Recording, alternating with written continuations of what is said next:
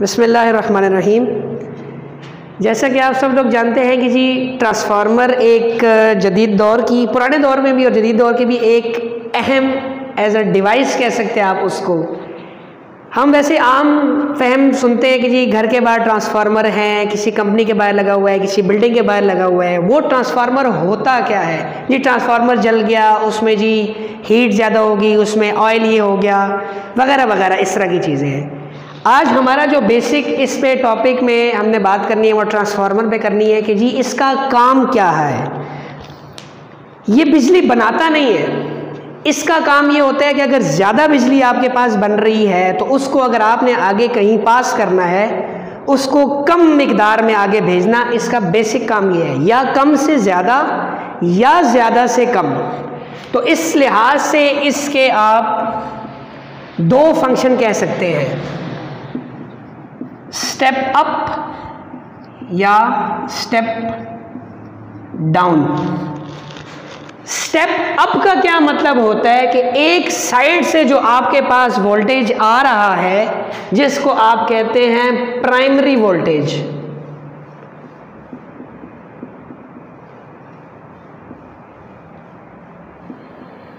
उसको आपको अगर आगे उसका आउटपुट ज़्यादा चाहिए तो उसको आप बढ़ाओगे। इसका मतलब है प्राइमरी वोल्टेज आपके पास कम होता है, सेकेंडरी वोल्टेज आपके पास ज़्यादा होगा। इसी लिहाज से अगर दूसरी साइड पे देखा जाए, स्टेप डाउन में आपके पास जो प्राइमरी वोल्टेज होता है, जिसको आप कहते हो VP, वो ज़्यादा होता है, और जिस साइड पे आपने उसको भेजना है सेकेंडरी वोल्टेज,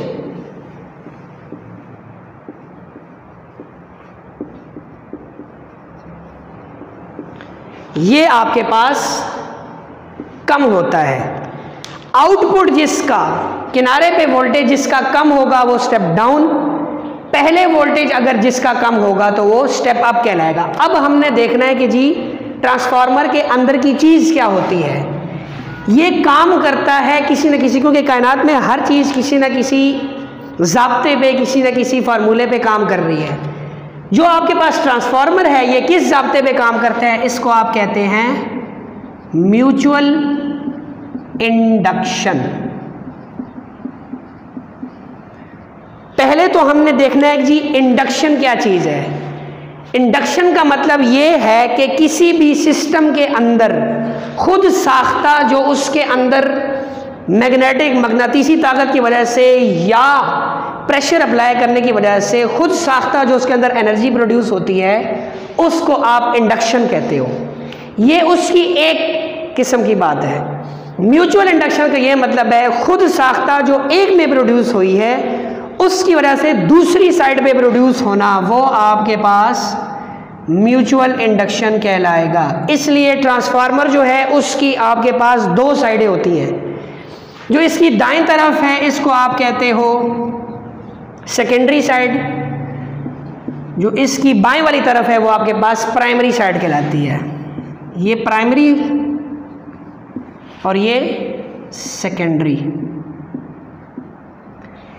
प्राइमरी साइड पे जो वोल्टेज आपके पास होगा वो प्राइमरी वोल्टेज, सेकेंडरी साइड पे जो वोल्टेज होगा वो सेकेंडरी वोल्टेज।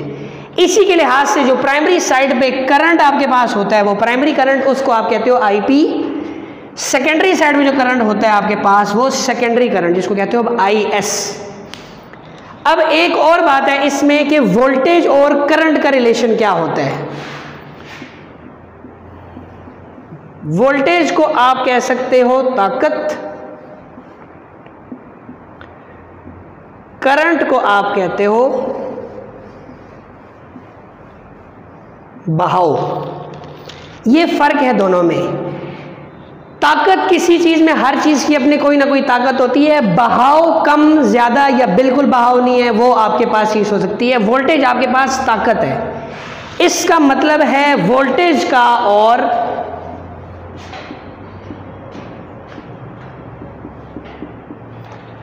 ताकत का और बहाव का आपके पास रिलेशन इनवर्स बनता है। कैसे? V P over V S is equal to I P over I S.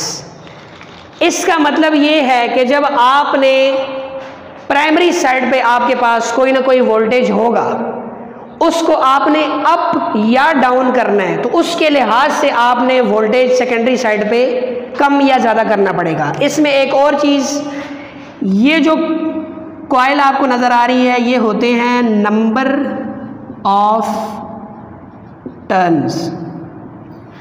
आपने ज़्यादातर देखा होगा, कहते हैं यार मोटर जल गई है, किसी और किस्म की पंप जल गया उसमें, यार इसकी वाइंडिंग ख़राब हो गई है।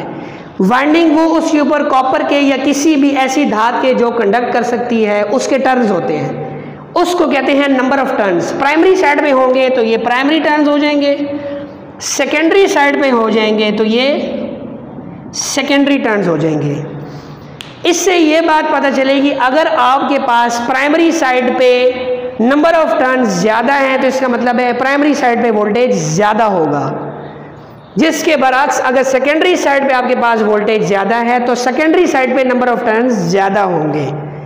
इट मीन्स अगर आपने चीज़ को करना है स्टेप अप, इसमें वीपी प्राइमरी टर्न्स और एनपी वोल्टेज और टर्न्स दोनों आपको बढ़ाने पड़ेंगे। अगर आपने करना है स्टेप डाउन तो वोल्टेज और नंबर ऑफ टर्न्स आपको कम करने पड़ेंगे, जिससे ये साबित हुआ कि वोल्टेज और नंबर ऑफ टर्न्स का डायरेक्ट रिलेशन है एक दूसरे में इसके साथ, और करंट के साथ इसका रिलेशन जो है वो ऑपोजिट है। इसके लिए आप अगर एक चीज़ डिराइव करते हैं, अगर रिलेशन आप इसका देखें तो रिलेशन क्या बनेगा,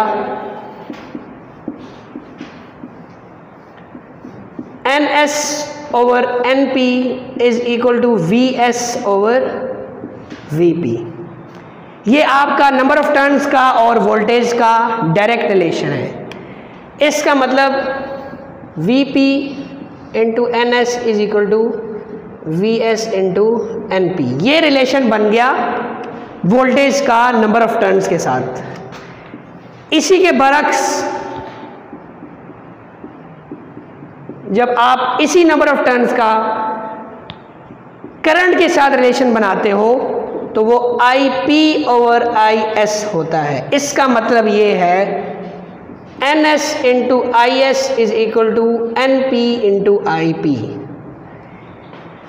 ये वोल्टेज का रिलेशन आ गया और ये आपके पास ये वोल्टेज का रिलेशन और ये करंट का नंबर ऑफ टर्न्स के साथ। इससे ये साबित हुआ कि अगर आपके पास चीज़ स्टेप अप बन रही है तो उसमें प्राइमरी वोल्टेज कम होगा, सेकेंडरी वोल्टेज ज़्यादा होगा। अगर आपके पास चीज़ स्टेप डाउन है तो प्राइमरी वोल्टेज आपके पास कम है और सेकेंडरी वोल्टेज आपके पास प्राइमरी वोल्टेज आपके पास ज़्यादा है और सेकेंडरी वोल्टेज आपके पास कम है। अब आपने ये चीज़ देखनी है कि स्टेप अप कहाँ इस्तेमाल होता है और स्टेप डाउन कहाँ। स्टेप डाउन या आपकी गली मोहल्लों में जो इस्तेमाल हो रहा होता है, किसी भी फैक्ट्री में इस्तेमाल हो रहा है और कहीं भी इस्तेमाल हो रहा होता है, वो होता है स्टेप डाउन। स्टेप अप सिर्फ हमारे मुल्क में वहाँ इस्तेमाल होता है जहाँ आपके पास बिजली बन रही होती है, जो कहते हो बिजली घर। पावर हाउस हो गया आपका, न्यूक्लियर प्लांट हो गया आपका, सोलर का आपका कोई हो गया, कोल का आपका कोई हो गया, विंड टर्बाइन होगी, वहाँ सारे आपके पास स्टेप अप यूज़ होता है। स्टेप अप आप करते हैं किस वजह से, क्योंकि आपने उसको दूर दराज इलाकों में भेजना होता है तो इसलिए उसको स्टेप अप करके भेजते हो। और डाउन जब आपने घरेलू इस्तेमाल के लिए या और किसी बिल्डिंग में किसी इलाके में इस्तेमाल करना है तो आप इसको स्टेप डाउन करोगे। ये था हमारा आज का टॉपिक।